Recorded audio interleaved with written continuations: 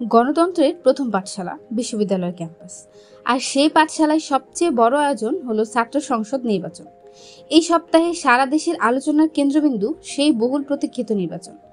দীর্ঘ 2 দশকের বেশি সময় পর অনেক বিশ্ববিদ্যালয়ে আবারও শিক্ষার্থীরা পাচ্ছেন নিজেদের প্রতিনিধি বেছে নেওয়ার সুযোগ।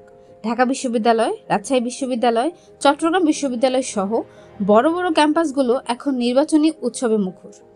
কোথাও চলছে মিছিল, কোথাও বিতর্ক সভা, আবার কোথাও পোস্টার আর প্রচারণার জোয়ার। শিক্ষার্থীদের চোখে মুখে উচ্ছ্বাস। তাদের কাছে এই নির্বাচন শুধু নেতৃত্ব নয়, বরং ভবিষ্যৎ গড়ে তোলার এক বিশেষ সুযোগ।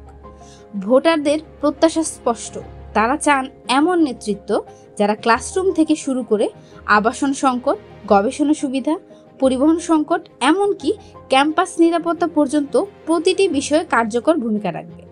অনেকেই বলছেন, আমরা চাই না শুধু রাজনীতি হোক, চাই শিক্ষার্থীদের জন্য বাস্তব সমাধান।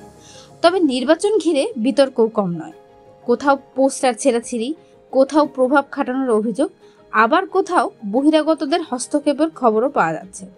শিক্ষার্থীদের আশঙ্কা, এই নির্বাচন যেন কোনোভাবেই আনুষ্ঠানিকতার সীমাবদ্ধ না থাকে। বিশ্লেষকরা বলছেন, ছাত্র সংসদ নির্বাচন শুধু শিক্ষার্থীদের প্রতিনিধি নির্বাচন নয়, বরং দেশের গণতান্ত্রিক চর্চার জন্য এক বড় মাইলফলক। কারণ আজকের ক্যাম্পাস রাজনীতি থেকেই উঠে আসবে আগামী দিনের জাতীয় নেতৃত্ব। তাই শিক্ষার্থীদের প্রত্যাশা একটাই, নির্বাচিত প্রতিনিধিরা যেন দলীয় স্বার্থের বাইরে গিয়ে শিক্ষার্থীদের স্বার্থকে অগ্রাধিকার দেন। কারণ ছাত্র সমাজে জাতির বিবেক, তাদের কণ্ঠস্বরকে শক্তিশালী করতে আর ভবিষ্যতের নেতৃত্ব গড়ে তুলতে এই নির্বাচন নিঃসন্দেহে এক গুরুত্বপূর্ণ অধ্যায়।